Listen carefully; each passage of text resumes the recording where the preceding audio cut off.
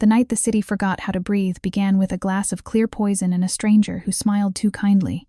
I had been polishing the counter for the third time, pretending not to hear the laughter that came from the private rooms above. Club Umbra was a house for the powerful, dressed in dim gold light and the perfume of control. Every inch of it belonged to people who thought beauty was a kind of currency. To me, it was simply a cage that paid better than most. When he walked in, the room changed temperature. Dante Moretti, the man no one introduced, the one whose silence could make a whole table sit straighter. He never arrived with guards, never carried a weapon where anyone could see. His weapon was the way he watched, the way he made you forget who started the conversation. I had seen him before 2 or 3 times, maybe less. Always the same ritual, a quiet seat by the far end of the bar, a single drink, eyes tracing the reflection of the world behind the glass. That night, his drink was waiting before he even arrived. Someone had sent it no note, no smile, just the anonymous kindness that always costs something later. The liquid was too still. I leaned closer, catching the faint shimmer that moved against the light. Real alcohol breathes. This one held its breath. The scent was sweet, then not sweet at all, like almonds dying inside a flame. My stomach nodded. Whoever sent it had done their homework. My hands moved before my thoughts did. I tore a receipt, wrote 3 words with a pen that sputtered ink like panic. Don't drink it. I hesitated, then added, smile and walk away now. I folded the paper once, slipped it under the glass coaster, and slid the drink toward him when he reached the bar. You're regular, I said, forcing calm. My voice was steady, but my pulse wasn't. He looked up, and his eyes met mine. They were darker than the whiskey bottles behind me, eyes that measured risk like currency. From who? He asked. Someone generous, I said. Didn't leave a name. He smiled a small, polite smile, the kind you give to a bad magician who still deserves applause. Then he lifted the glass. I held my breath so long it hurt. He stopped. His gaze flicked down to the note, then up to me again. The corner of his mouth curved, not amusement, not suspicion, just recognition. Without a word, he placed the glass back on the counter. His fingers covered the note, sliding it toward himself as if retrieving something intimate. The music was slow, heavy with brass and smoke. I could hear the clink of ice from someone's celebration. No one noticed the scene, one man refusing a drink, one bartender pretending to rearrange glasses. Outside, rain pressed its face against the window, whispering to be let in. He leaned closer. Why? He asked softly. I forced my hands to stay still. Because the surface didn't move, I said, and the sugar didn't sink. He studied me, head tilted slightly, as though memorizing a language he hadn't planned to learn. You have a careful eye. It keeps me alive. That's a good habit, he said. One you might need tonight. Quote.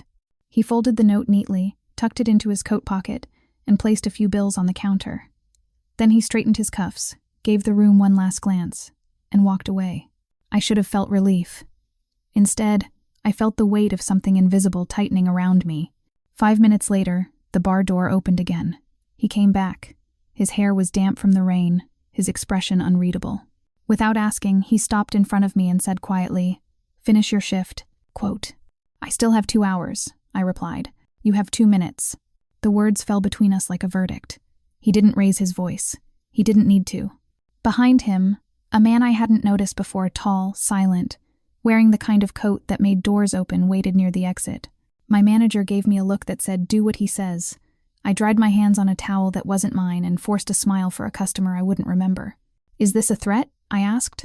He leaned in just enough for his breath to mix with the scent of citrus and smoke. No, it's gratitude. He turned away, leaving the glass untouched on the counter. I looked at it, at the smooth, deadly calm of the liquid. The mirror behind the bar reflected both of us, him walking into the dark, me standing in it. I untied my apron. My hands trembled, but not from fear, from the strange, sharp knowledge that this night had changed its shape. The lights of Umbra burned softer now, and every face looked suddenly unfamiliar. The rain had grown louder. It followed me to the back door like a companion that knew too much. The street outside glistened with secrets, the kind that stain if you step wrong. I hesitated by the threshold, holding the handle, staring at my reflection in the glass. For a moment, I thought about staying, pretending none of it had happened. But the echo of his voice, steady, absolute, pulled me out. You have 2 minutes. I stepped into the rain. The city inhaled, and the door closed behind me. The rain found every seam in my coat as if the sky had learned my measurements. Dante stood a few paces away, under a ledge that pretended to protect and failed. A car waited with its door angled open, not a gesture of gallantry but a statement of schedule. I felt the night deciding on my behalf. I told myself I could still turn back and push through Umbra's door, pretend to be the girl counting tips. I made no move to do it. He didn't touch me. He didn't need to. I walked because my feet believed in consequences more than pride. The interior smelled faintly of cedar and something metallic, the clean scent of places where nothing grows. The driver watched the street, a statue taught to breathe. Dante took the seat beside me and left a polite wedge of space, as if distance were a courtesy he owed. For a block, the city sounded like a long exhale. Water dragged itself along the gutters, and neon bled into it like bruises learning to swim. I kept my hands folded and tried to make them stop telling on me. He noticed, of course. He seemed like the sort of man who always noticed. "Thank you," he said, as if we were leaving a dinner, and I had passed the salt just right. "For what?" I asked. "For acting on instinct and not curiosity. Curiosity is how people get dead," I said. "Instinct is how they get home. And which one are you hoping for?" "Whichever comes first." A small silence took its seat between us. He studied the rain-cutting angles on the glass. "How long have you been at Umbra?" "Long enough to know that good manners can kill you." "That's true everywhere," he said. "Umbra just serves it over ice." I almost smiled. It felt dangerous, so I didn't. "You didn't ask who poisoned your drink." "I will ask the right people in the right room," he said. "I asked you something better." "What was that?" "Why, you warned me." He said it the way someone says a number they've already memorized. "You could have let the night take its course." "I've seen enough men choose the wrong ending," I said. "I don't like cleaning it up. And I seem like someone who would leave a mess." Quote, "You seem like someone who would leave none at all." The car climbed, the streets widening into avenues that preferred silence. Towers appeared like ideas no one had voted for. When we stopped, I wasn't ready. The building received us with a hush, as if it had been practicing. We crossed a lobby polished to a shine that made every step feel like a rumor. The elevator rose without ceremony, and my ears popped as if reminded that bodies have limits. The penthouse did not announce itself. The door opened to a room that believed in right angles, in pale stone, in glass that made the city kneel beneath it. Everything had a place. Nothing had a story. I stood inside and felt like a smudge on a white page. He took off his coat and set it down exactly once. "You live alone?" I asked, though the room had already told me the answer. "I live where I'm least interrupted," he said. "Have a seat." I didn't. Standing felt like the last thing I could control. He seemed amused but not surprised. He moved to a counter and poured water from a carafe that caught the light and hid it again. He handed me a glass. My fingers were cold against it. I didn't drink. "We can begin," he said. The words were gentle. The shape of them wasn't. "If this is about what I saw," I said. I didn't see a face, just the posture of someone who has practiced leaving. A cufflink shaped like a tilted cross, wool that smelled like rain before the rain, a rhythm in his walk that didn't match the room, nothing that tells you anything you don't already know. He regarded me the way a chess player regards the board that never learned to lie. "You pay attention. It pays me back." "Tell me a name," he said. "I don't have one." "Then tell me yours." "Ilara," I said. I felt the last name I used slide back into the drawer where I kept it safe from questions. "Ilara," he repeated. He never overpronounced. He wore my name the way he wore his suit, as if he knew exactly when to take it off. "Where did you learn to notice the things no one else does?" "Surviving as a class," I said. "The tuition is everything you've got." He nodded, more to himself than to me. He walked to the window, hands loose at his sides, shoulders squared as if for a photograph. "There is a problem," he said. The city sprawled below like a map with certain streets blacked out. Someone tried to remove me in a place where removal looks like celebrating. Someone believed they could send a message and keep their hands clean. "And you have other problems," I said, because the restraint in his voice made the air thinner. "I always have other problems," he said. He turned back, and his attention hit like cold water. "One of them is you." "I didn't ask to be one." "No," he said. "You asked me to keep walking." Quote. He approached until the space between us belonged to neither of us. He wasn't threatening. He didn't need to be. He was the kind of man whose threats had already been made years ago and were now merely being collected. "You will stay here tonight," he said. "I'll have someone bring your things from Umbra." "I don't have things worth bringing," I said. "And I have a door of my own." "That door isn't safe." "And this is?" "This is safer." He stated it like a measurement he trusted more than belief. "You warned me. That places you on a board you didn't know you were playing on. I can step off." "You can't," he he said, not unkindly. Not yet. I set the glass on a table that didn't tolerate fingerprints. So that's it, I said. A thank you and a sentence. Not a sentence, he said. A precaution. For whom? For you. I laughed once, softly and without humor. You're very generous with my freedom, Gwend. He considered that, and something almost like regret crossed his face and vanished. Freedom is an excellent word for people who haven't needed it, he said. Sleep here tonight. In the morning, if you still hate me for this, you can tell me so with coffee. And if I leave anyway?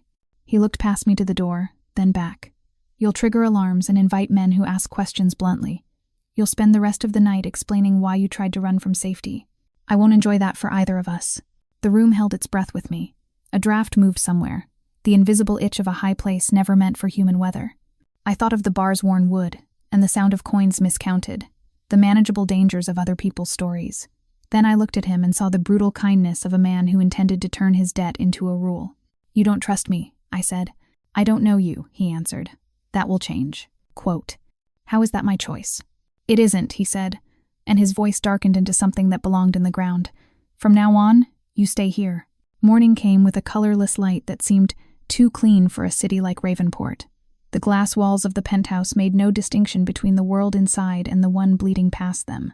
I woke not because I wanted to, but because silence insisted on it. The sheets smelled like ironed linen and distance. For a moment I didn't remember whose air I was borrowing.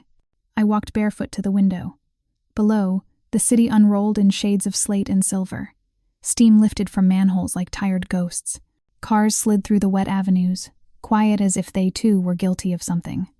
I pressed my palm to the glass and watched the faint mark it left, proof that I still had warmth to give. A tray had been left on a table I hadn't seen the night before. Coffee, 2 slices of toast, a folded napkin with no name. I poured a cup and drank slowly, the bitterness almost honest. When I turned, Dante was standing in the doorway, wearing a shirt the color of midnight with the sleeves undone. He didn't look surprised to find me awake. He looked like a man who was always waiting for people to wake up. Good morning, he said. I nodded. Is it? For now, he said, you slept. Quote, I wasn't given many options. He gave a small smile. I'm not sure that's an accusation. Take it however you need, I said. He crossed the room and stopped near the opposite wall, not too close. Do you eat? When it's allowed. Then it's allowed, he said, and poured himself coffee. Do you regret warning me? Do you regret listening? Not yet. The faint humor in his voice made the room less sharp. For a few seconds we existed in something like peace, 2 people pretending that normal conversations could live here. He leaned against the counter, the cup balanced in his hand like a small planet.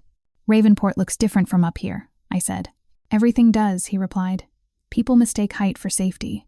Really, it's just a slower fall. You sound like a man who's tested it. He glanced at the skyline. Once or twice, Gwend. I studied him, the way he carried himself measured, deliberate, as though gravity owed him an explanation. You don't seem surprised by poison, I said. I've seen worse forms of affection, he said quietly. Poison at least announces itself if you know where to look. Then why sit at a bar at all? Why not build a world without it? Because bars have people, he said. And people tell you what the city is thinking before the city says it out loud.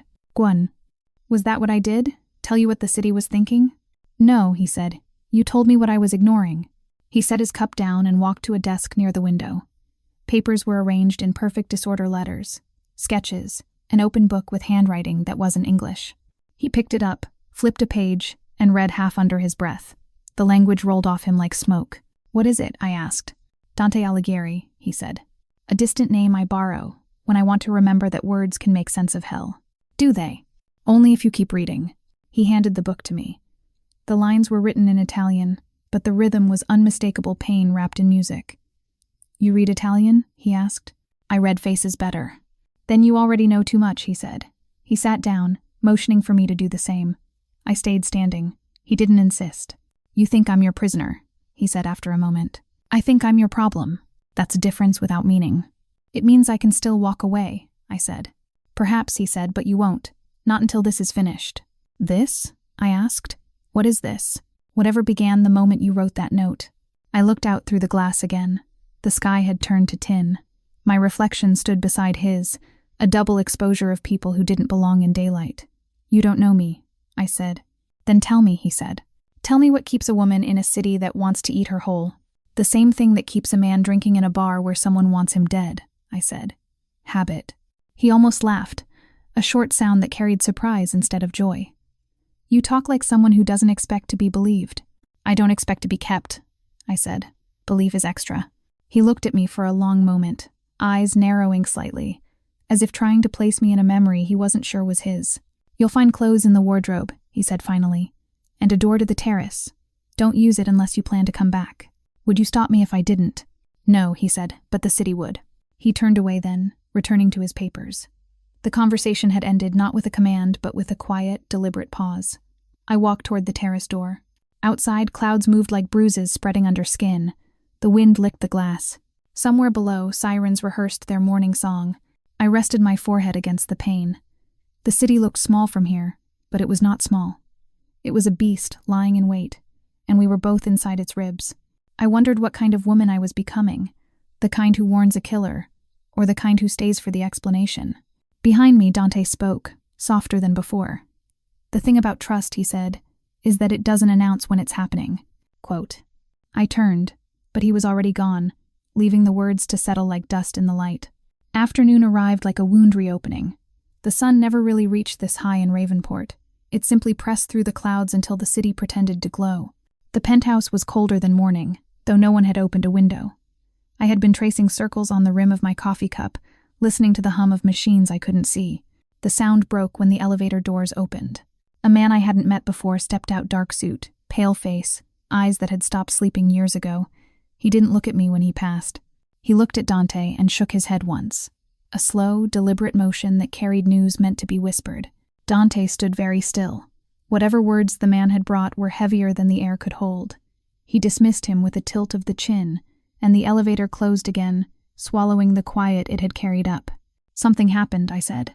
Dante's hands were on the counter. Fingers spread, steady. Lucien is dead. The name hung in the space like a crack in the glass, silent, spreading. I'm sorry, I said, though sorry was a small, useless thing. He was poisoned, Dante said. Same compound, same precision. Only the delivery changed. He turned away, reaching for a decanter that stood in perfect alignment with its shadow.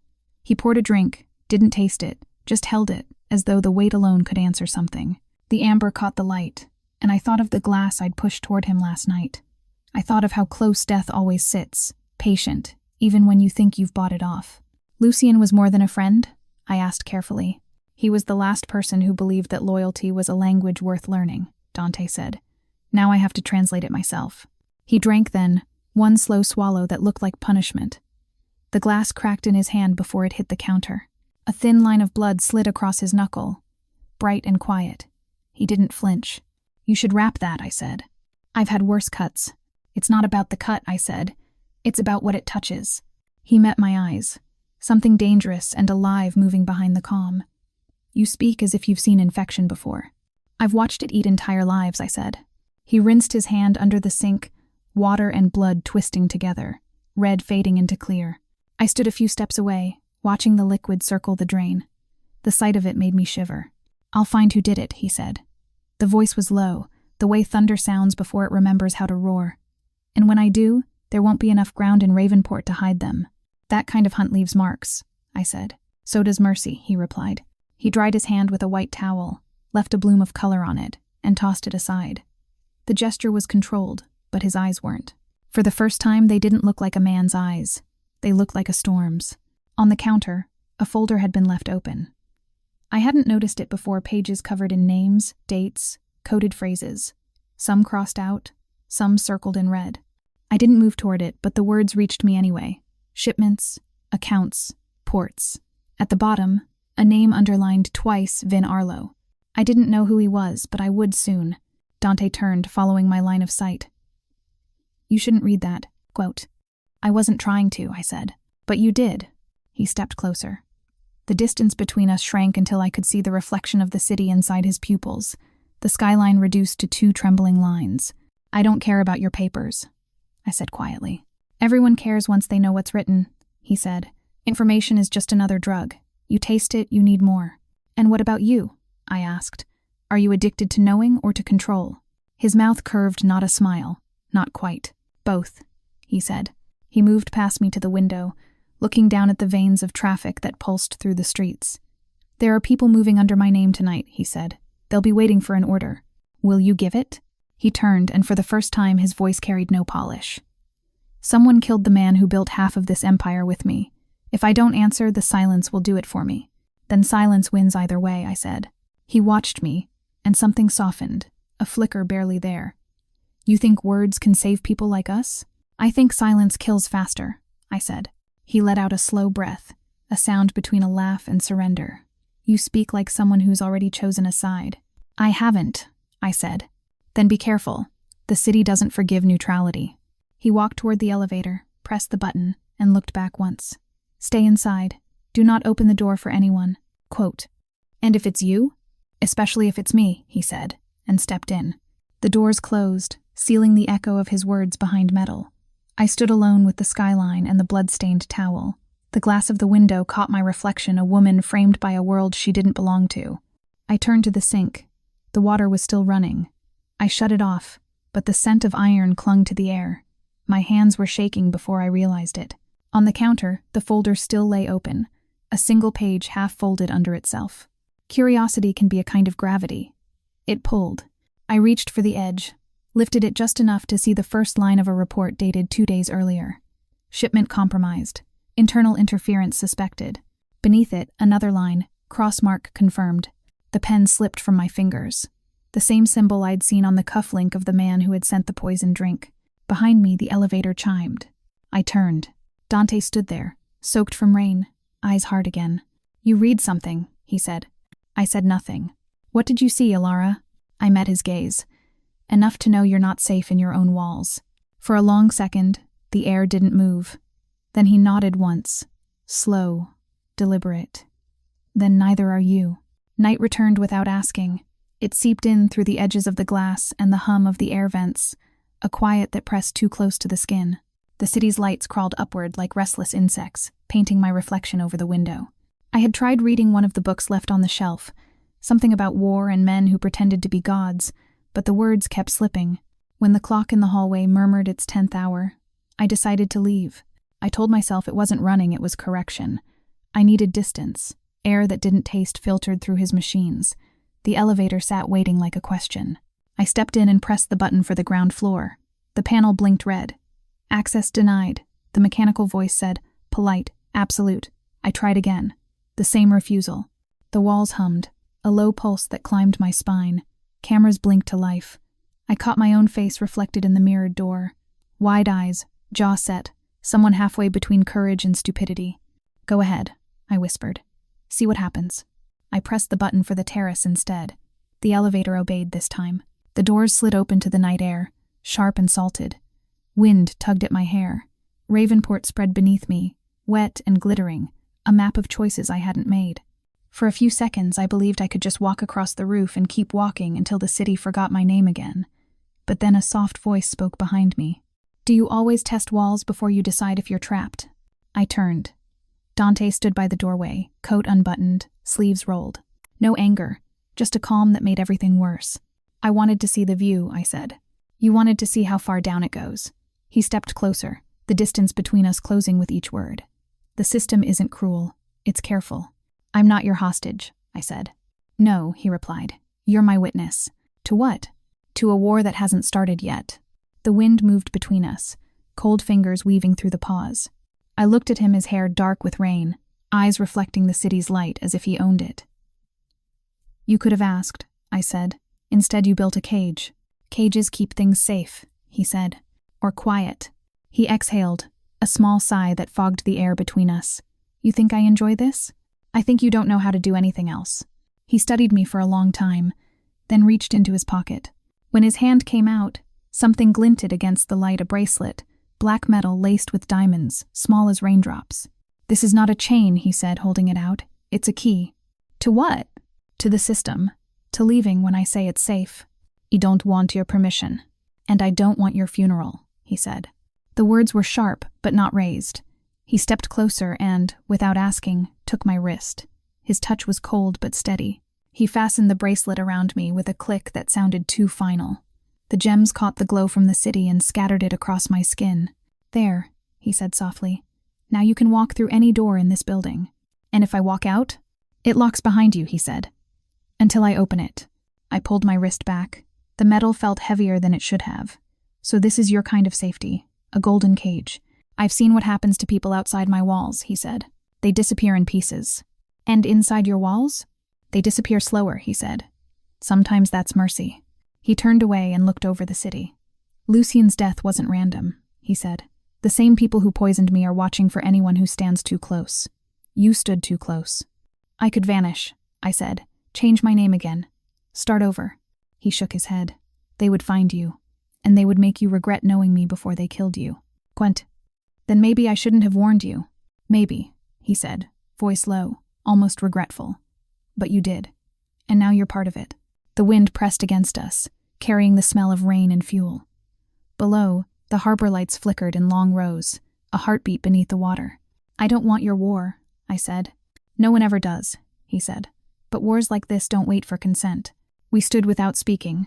The city made its usual promises: neon, noise, false warmth. I looked at the bracelet again, the diamonds reflecting the world in broken fragments. You think this keeps me safe? I asked. It keeps me sane, he said quietly. As long as I know where you are, I can believe the world hasn't gone completely to ash. That sounds more like ownership than sanity. Maybe they're the same thing, he said. He turned and walked back toward the doorway. Get some sleep, Alara. E didn't move. The wind tangled my hair and the city whispered beneath us, a low hum of sirens and secrets.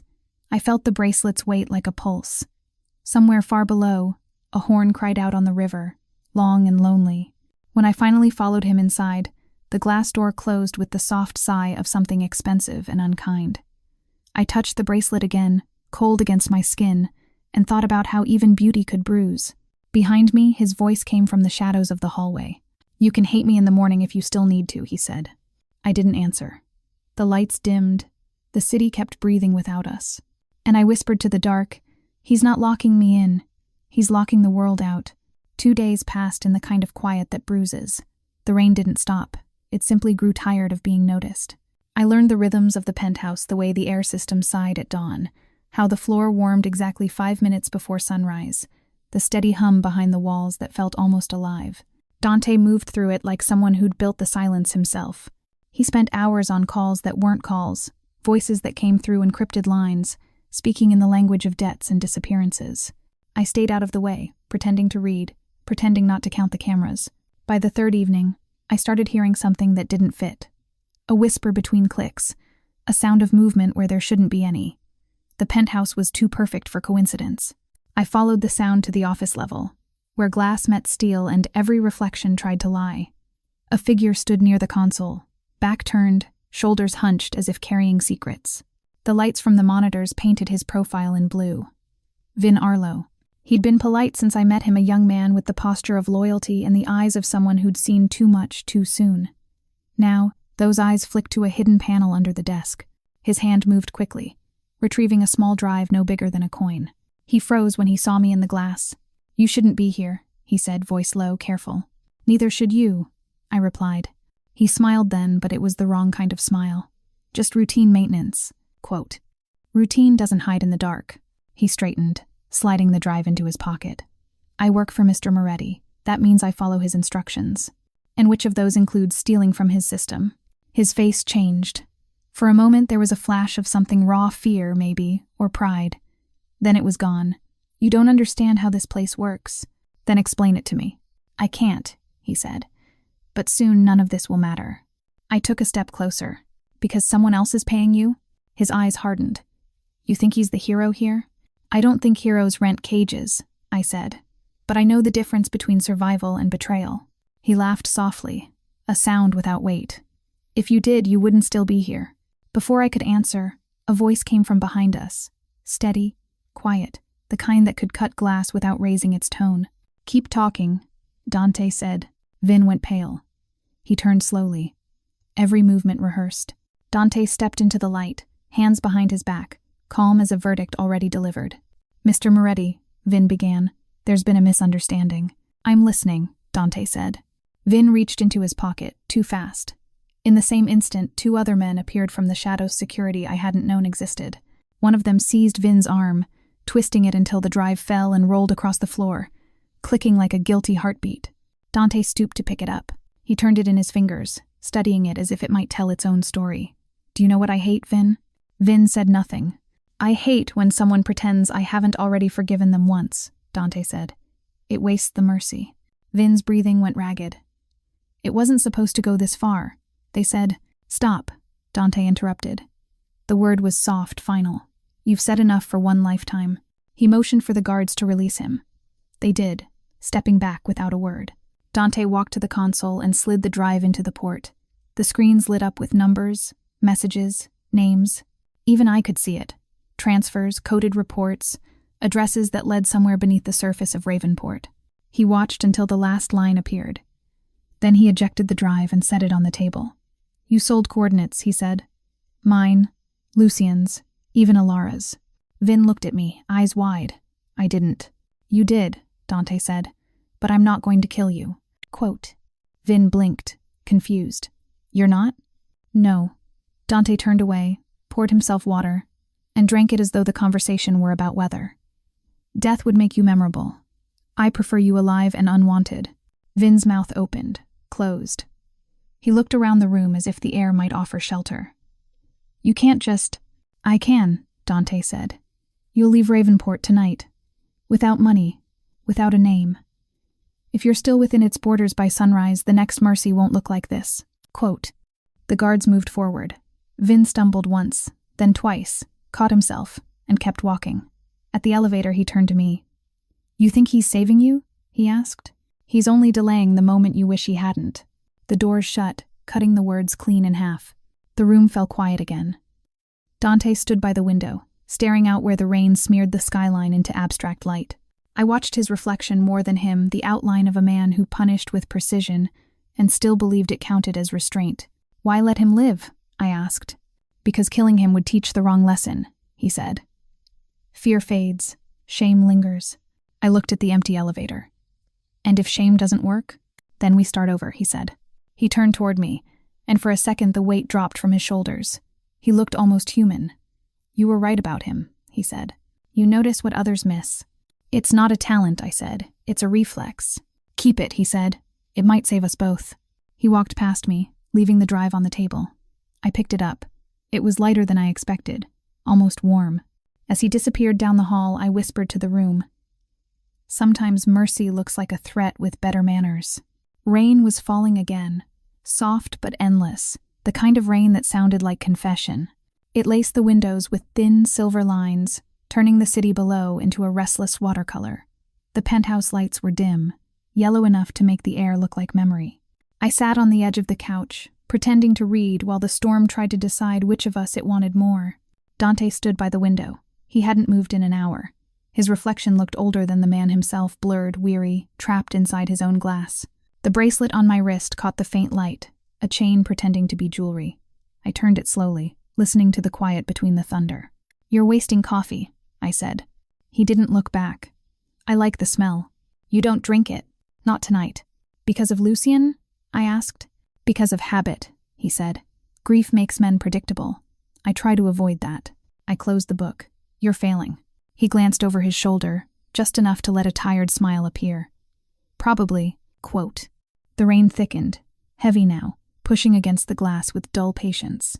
He walked toward the piano at the corner of the room, a black shape sleeping under its own dust cover. I didn't know he played until he lifted the lid and let the keys breathe. His fingers hovered, uncertain, then pressed down one note. The sound was small, imperfect, but honest.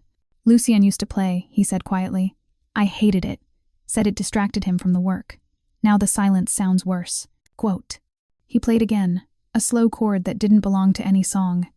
I found myself moving closer, drawn not by curiosity but by the way the air changed around him. The smell of rain and wood and faint cologne, the low hum of something breaking inside a man who'd spent years pretending he couldn't. "Doesn't seem like music suits this place," I said. "Then maybe it suits me," he said. "We both prefer minor keys." He looked up at me. "You ever play?" "I learned once," I said. "Then someone sold the piano to pay rent." "What did you learn?" "That sound doesn't care who makes it," I said. "Only that someone does." He nodded and touched another key, a softer one this time. "That's true about power, too. The thunder answered him, rolling through the glass. The lights flickered, then steadied. I stood close enough now to see the small scar under his jaw, the one he hid with the angle of his face. I wanted to ask how he got it, but the question would have sounded too much like care. He turned his head slightly. "You're afraid of me," he said. "I'm afraid of what being near you makes me," I said. "What's that?" "Visible." He let the words hang there, unchallenged. Then he closed the lid, the keys silenced mid-breath. "Visibility is a curse," he said. "Everyone thinks they want to be seen until someone really does." The room dimmed again as lightning stitched the horizon. For a moment the whole city flashed inside his eyes, towers, roads, the curve of the river, all trapped in a reflection that didn't belong to anyone. He exhaled, slow and uneven. "I was thinking," he said, "about what you said the night we met." "Which part?" "That I look like a man who leaves no mess." "I was wrong?" I asked. He smiled faintly. "You were right. I used to. Until I didn't." Something in his voice broke then, a small crack he didn't cover. I realized this was what loneliness looked like in men like him, tidy, well-dressed, and devastating. I stepped closer. "You don't have to tell me who you lost," I said, "but you could stop pretending you didn't." His hand rested on the piano. "Lucien wasn't the first. He was just the last one I allowed close enough to count." "And me?" I asked before I could stop myself. He looked at me fully now, and whatever answer he had never made it to his lips. Instead, he walked to the window again. "You're different," he said finally. "You saved me without knowing who I was. People don't do that." "I wasn't saving you," I said. "I was saving the stranger at my bar, the one who looked like he'd already survived something and didn't want to do it again." He turned, met my eyes, and in that quiet something heavy shifted. The distance between us thinned until it felt like air might tear. The thunder came closer, sharp and immediate. I could feel his breath, the faint taste of whiskey he hadn't admitted drinking. "Outside," he said softly. "They're waiting to see if I flinch." "And inside?" I whispered. "Inside," he said, "I already have." The rain struck harder, a steady percussion on the glass. For a moment I thought he would touch me, but he didn't. His hand lifted halfway, then fell. That hesitation was worse than any contact. It was a promise made of restraint. "Why me?" I asked. "You could have let me go." Quote, "I could have," he said, "but I don't trust anyone who saves me by accident." "And you trust me now?" "I trust that you'll tell me the truth when it hurts," he said. "And maybe that's enough." We stood there as the world blurred around us, two silhouettes against a city that refused to sleep. The lights outside flickered red, blue, white emergency colors for people we didn't know. I felt the storm soak through the glass into my bones. He spoke again, almost to himself. "If there's a heaven for men like me, it must sound like rain on windows we can't open." I said, "And for women like me?" "For women like you," he said. "It sounds like someone finally listening." I didn't answer. I didn't need to. The thunder filled in for both of us. When he finally turned away, his reflection stayed beside mine a second longer, trapped in the window's shine. I whispered to it, barely audible even to me. "Outside there are hunters," I said. "But in here, there's the one who taught them how." 2 weeks later, the city had learned to pretend at peace. The papers talked about markets and theater premieres, the polite lies of a place too proud to name its rot. Dante said nothing about the plan until the night arrived. He simply told me to wear black. We drove in silence, through streets washed clean and still reeking of rain. The car's windows were tinted dark enough to hide everything except the pulse in my wrist. He watched the road, one hand on the wheel, the other resting on a small case that looked too fragile for the weight it carried. "This is what passes for a performance," he said. "And I'm your prop," I said. He almost smiled. "Not a prop, a witness. People behave differently when they're watched." The Velvet Hall Theater waited like a monument to vanity, its marble steps slick with drizzle, banners fluttering in faint wind. Inside, everything shimmered. Chandeliers, velvet curtains, the quiet arrogance of wealth pretending to be art. I could taste perfume, smoke, nerves. He led me through a side entrance, past stagehands who didn't know they were part of a war. The scent of dust and old wood followed us down a narrow corridor. Backstage, the orchestra was tuning soft, searching notes that sounded like hearts testing their limits. "Who's coming?" I asked. "Adrian Cross," he said, "and whoever believes in him enough to die for him." "Do you believe in anything enough to die for it?" He looked at me. "Not die, endure." We stopped in a shadowed corner where the stage light didn't reach. From there we could see the audience assembling, a sea of dark suits and pale jewels. Somewhere among them was the man who had sent a poisoned drink weeks ago. Dante adjusted the cuff of his jacket, calm to the point of cruelty.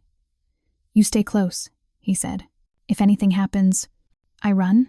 "No," he said. "You find me." The show began. Music swelled, curtains parted, dancers moved like smoke caught in spotlights. For a few minutes, it was almost beautiful. Then Dante's phone vibrated once. He checked the screen, frowned, slipped it back into his pocket. "What?" I whispered. "Wrong signal," he said. "He's not in the audience." Before I could answer, the stage lights flared white, blinding. The music stopped mid-beat. From somewhere above, a voice echoed through the hall, smooth and cold. "Still predictable, Dante," the voice said. "Even your traps have good manners." The ceiling lights exploded. Screams rose, sharp and chaotic. Smoke rolled down from the rafters, thick with chemical sting.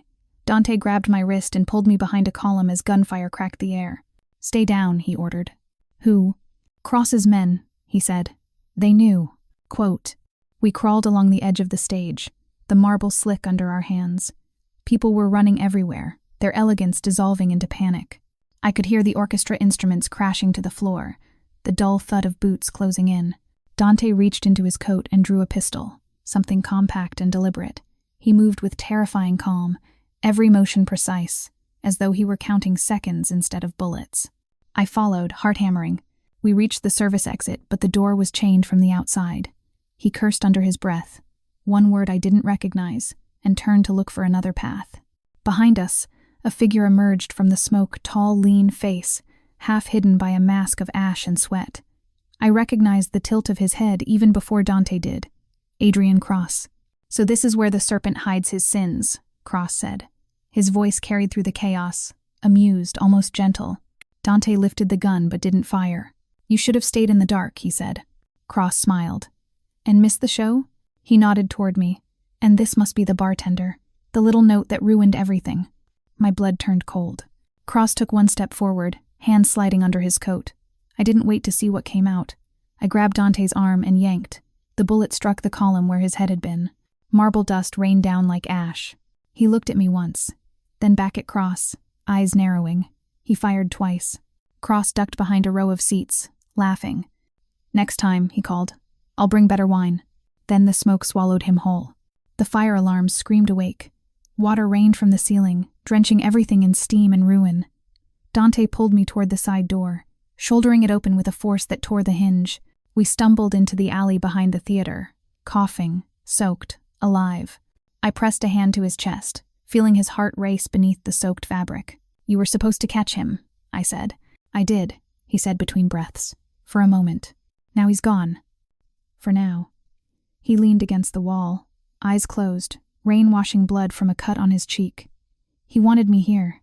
That means he wanted me away from somewhere else." "Then he won," I said. He shook his head. "Not yet. We're still breathing." I stared at the fire glowing through the theater's windows. People were running in the street, sirens rising like an argument. Dante straightened, wiped the blood from his face, and looked at me. "You saved me again," he said.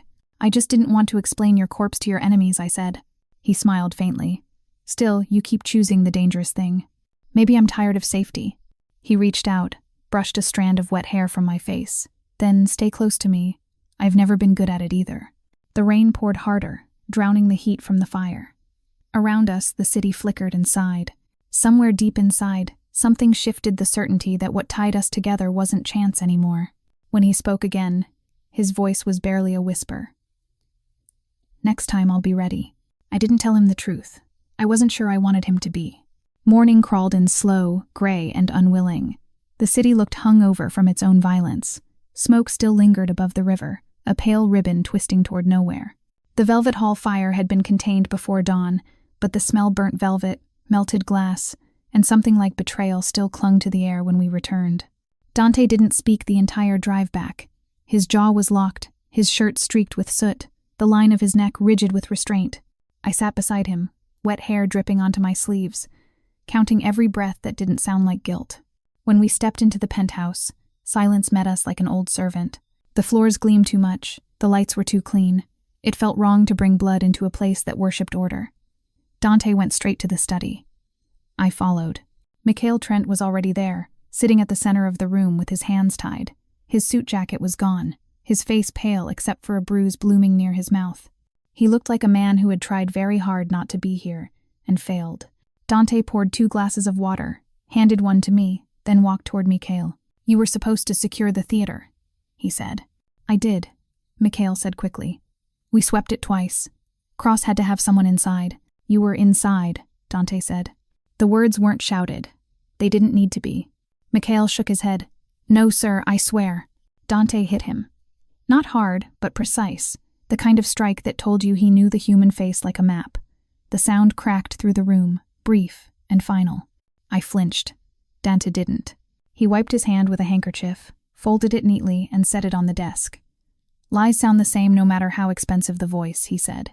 Mikhail spat blood into the carpet, the red soaking into cream. "I'd never cross you." "You already did," Dante said. He opened a folder from the desk paper, not digital, the old-fashioned kind that smelled of dust and memory. 2 shipments rerouted, one of them carrying the coordinates Vin Arlo sold. "That was Vin's operation," Mikhail said. "And who gave him access to the manifest?" Mikhail's silence answered for him. Dante stepped closer. "Why?" Mikhail stared at the floor. "You changed," he said. "After Lucien died, everything changed. There's no honor left. You talk about control, but all you've built are cages." The words hung in the air like sparks waiting for breath. Dante's voice turned low. "You think you're the only one who hates what this has become?" Mikhail looked up, eyes defiant. "Then burn it yourself. Stop pretending the rest of us don't feel the heat." Dante's hand twitched, but he didn't strike again. He walked to the window, the glass reflecting both of them, one standing tall, the other shrinking in his chair. He spoke without turning. "Do you know what loyalty means, Mikhail? It means following you until it kills me." "No," Dante said. "It means staying when it already has." Mikhail's breath hitched. "You can't fix this with poetry." "I'm not trying to fix it," Dante said. "I'm deciding what it costs." The room went quiet except for the rain beginning again. A fine hiss against the glass. Dante turned back. "You'll stay here under watch. If you try to leave, I'll assume you've chosen a faster end." Mikhail laughed, broken, bitter. "Still think you can choose for everyone." Dante didn't answer. He left the room, door closing with a soft, deliberate click. I stood there for a moment, staring at Mikhail. His eyes met mine, accusation, exhaustion, something almost like pity. "You think you can save him?" he said. "I don't even think I can understand him," I said. "He's already decided who you are," Mikhail whispered. "The next story he tells himself before sleep." I turned away, the air too heavy to breathe. When I stepped into the hallway, Dante was waiting, his hands clasped behind his back. "You shouldn't have watched," he said. "I live here. Watching is all I can do." "What?" He studied me, and for the first time I saw the edges of fatigue under his control, like cracks in fine porcelain. "You think I'm cruel," he said. "I think you're afraid," I said. "Of what?" "Of losing what you've already lost." His mouth curved, a half smile that didn't reach his eyes. "You speak like someone who's never held power." "I speak like someone who's buried it," I said. He looked past me toward the door where Mikhail sat alone. "He was with me from the beginning," he said. "He built walls when I needed walls, burned bridges when I was too proud to admit I needed them gone. And now? Now he's a reminder." "Of what?" "That I'm running out of people worth forgiving." He turned to leave, but I stopped him. "You can't build a kingdom out of ghosts." He paused, then said quietly, "It's the only building material I have left."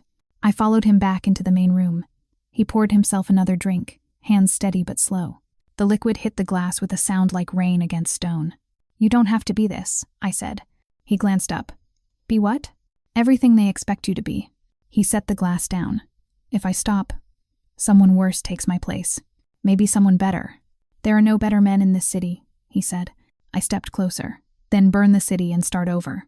He looked at me, truly looked, as if searching for a reason to laugh and finding none. Then quietly he said, "You really don't understand what it means to have built something you can't leave." "Then let it collapse," I said. "Before it collapses you." He didn't answer.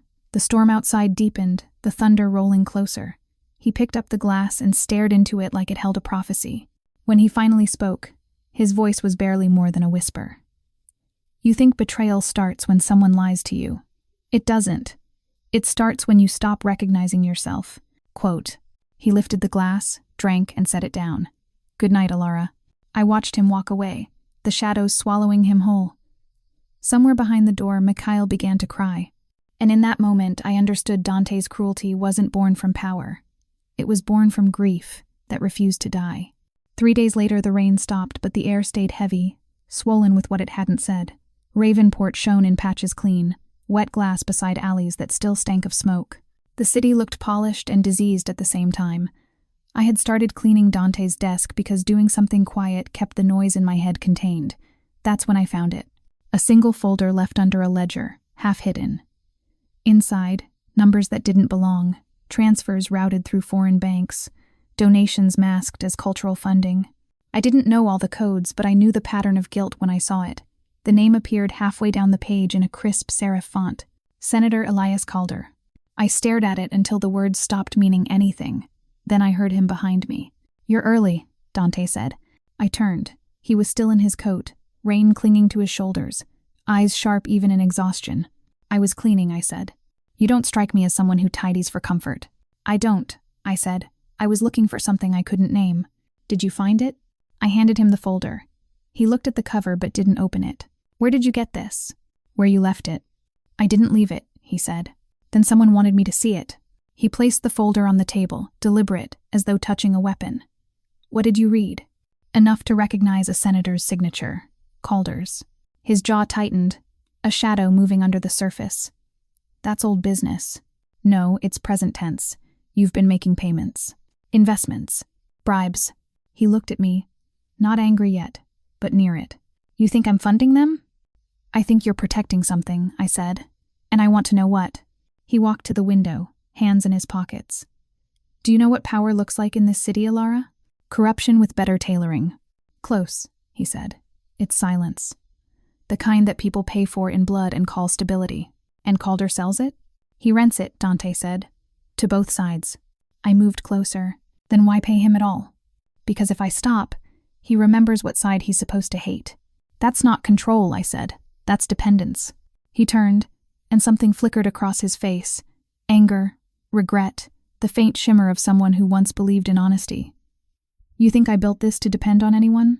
"I think you built it so you wouldn't have to feel anything," I said. "But you do, and that's why it's cracking." He didn't respond right away. He took off his coat and draped it over the back of a chair. The gesture was precise, controlled, almost tender. "You don't understand how deep it goes," he said. "Calder doesn't just move money. He moves consequences. He decides who walks free and who disappears quietly. If he falls, we all fall." "Maybe that's the point," I said. He shook his head. "The city doesn't survive chaos. It eats it and then demands more. Then feed it something new," I said. He gave a short laugh, empty of humor. "You sound like Lucien. He thought you could fix rot by cutting away the flesh. And you think you can polish it until it looks clean." He walked toward me. "You have no idea what you're asking. I'm asking you to stop paying men who poison the air you breathe." He stopped inches from me. "And when they poison yours? I'll handle it." He smiled, soft and sad. "You already have, haven't you?" The silence after that felt alive. The city outside was starting to glow again, dusk painting everything with the color of surrender. He opened the folder, flipped through the pages, then handed it back to me. "Read the last line," he said. "Gala fundraiser for cultural restoration, Ravenport Museum, hosted by Senator Calder." I looked up. "He's using art as cover." "He always has," Dante said. "But this time it's something else. Money, weapons, names, all moving under the stage lights." "You're going," I said. "Yes." Quote. "And you want me there?" He nodded once. "You're the only person he doesn't expect." "Because I'm nobody," I said. "Because you're new," he said. "And because he doesn't yet know that the woman who saved me is the one who'll ruin him." I closed the folder. "This isn't protection anymore. This is war.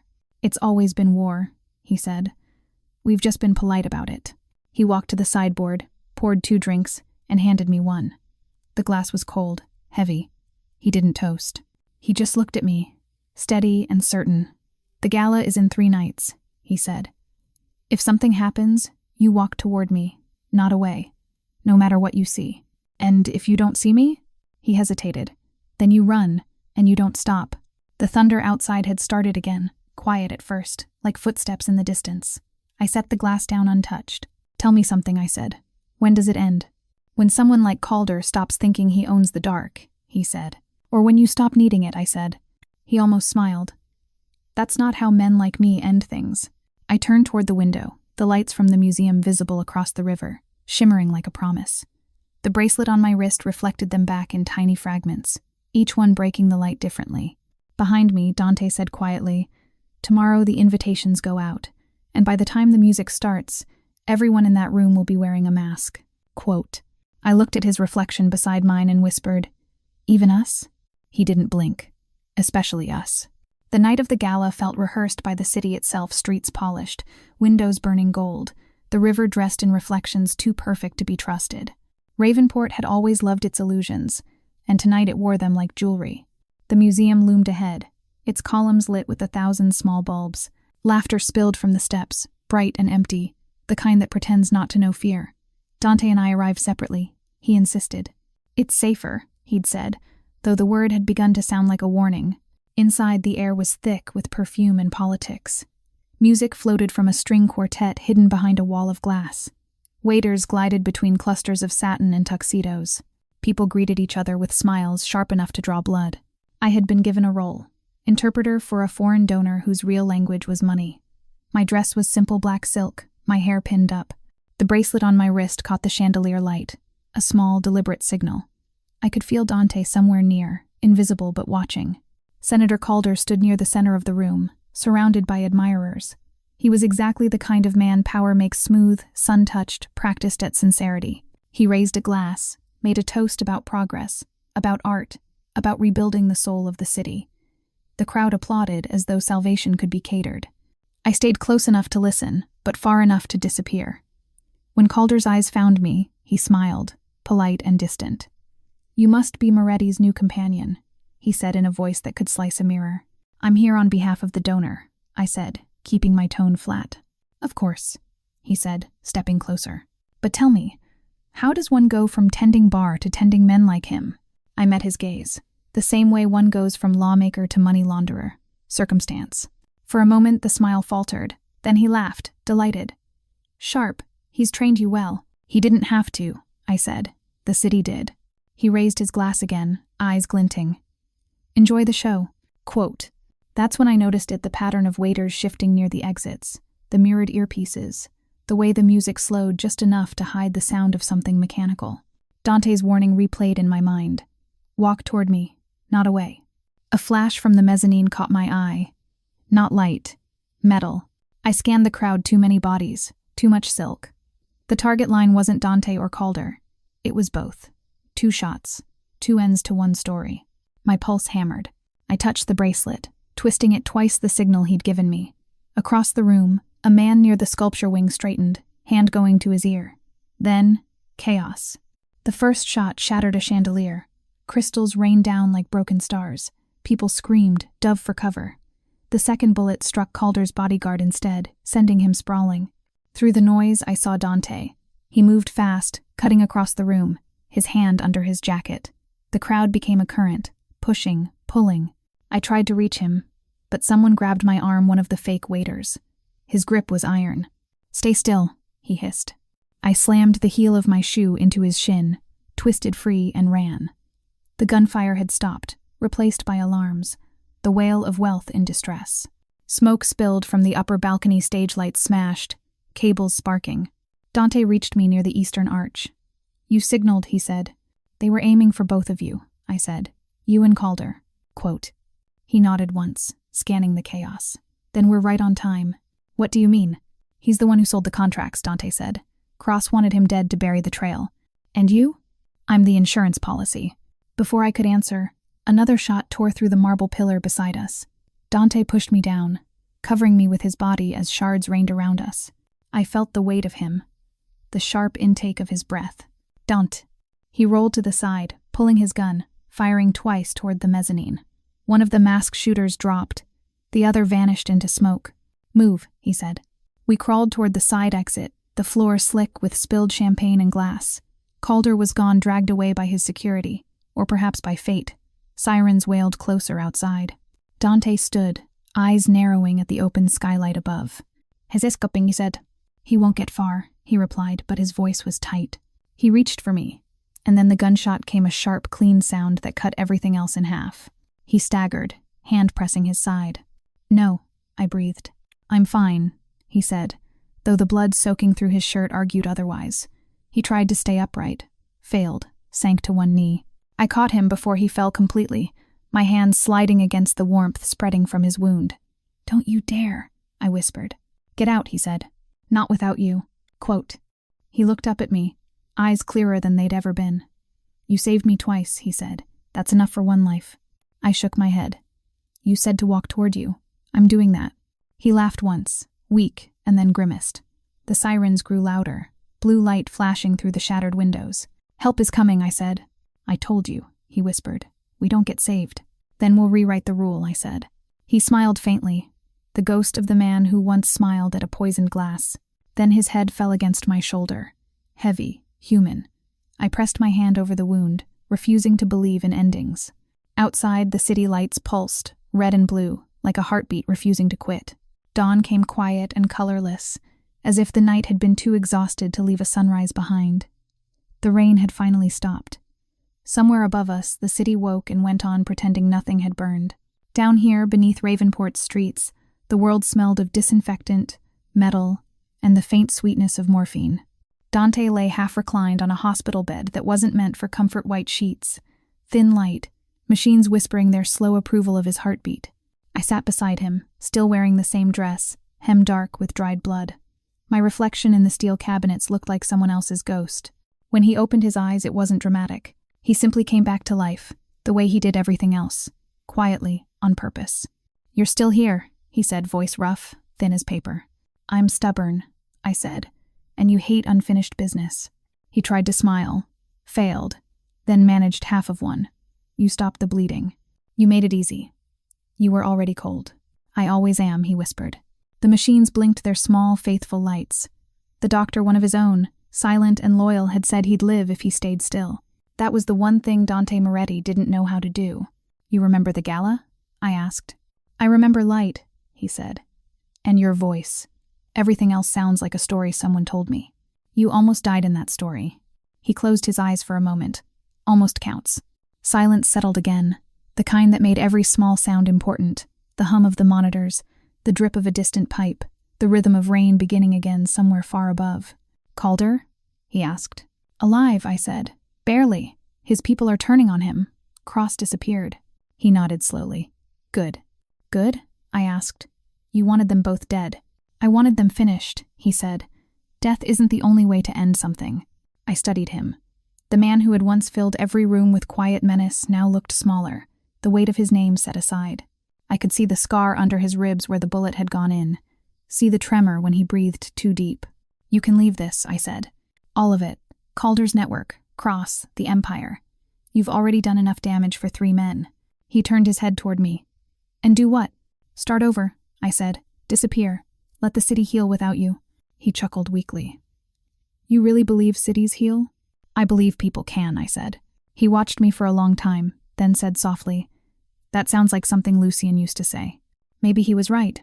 Maybe he was just tired, Dante said. Tired people believe in healing. Dangerous ones make sure they never have to. He tried to sit up. I reached out, pressed my hand to his shoulder. Don't, I said. He obeyed for once. His hand found mine instead. Fingers cold but certain. The touch startled me more than the night at Umbra ever had. When I first saw you, he said, I thought you were the kind of woman who watched storms from inside. And now? Now I know you were the storm. Flattering, I said, though the word broke halfway out. He smiled, small and unguarded. You saved me 3 times, he whispered. That's 1 more than I deserved. He didn't count. I did, he said. I count everything. He looked at the ceiling, the pale light spreading across his face. Do you still have it? What? The bracelet. I lifted my wrist. The diamonds caught the dim light, throwing small reflections against the wall. Still locked, I said. Good, he said. Then I know you're still mine. Quote. The words were barely a breath, softer than the machines, and yet they filled the room. I should have corrected him, should have reminded him that ownership and trust were not the same. But I didn't. Some truths don't need permission to exist. I leaned forward, brushed his hair from his forehead. Rest, I said. For once, let the city move without you. He caught my hand before I could pull away. Ilara. Yes? If one day I lose everything, he whispered, don't write another note. Quote. Why not? Because I'll already know. I smiled despite myself. You always did like deciding for everyone. It's a habit, he said. Bad one. Most of mine are. The machines hummed, steady. The air felt lighter, as if the underground walls had learned to breathe. I stood, walked to the window, a narrow rectangle of reinforced glass that showed a slice of dawn breaking through the fog. The city looked washed out, fragile. Behind me, his voice drifted again, faint, almost dreaming. You ever think about that night at the bar? All the time, I said. You? Every time I close my eyes. And what do you see? He smiled without opening his eyes. A woman who told me not to drink. And I didn't, he said. For once I listened. I turned back. His breathing had slowed, deeper now, steady. I sat beside him, let my hand rest over his. The bracelet glimmered once, catching the first full light of morning. I whispered, more to the quiet than to him, when you stop being the serpent, I'll stop being the warning. Outside, the city exhaled. Somewhere above us, the day began again. And for the first time since that poisoned glass, I believed in beginnings.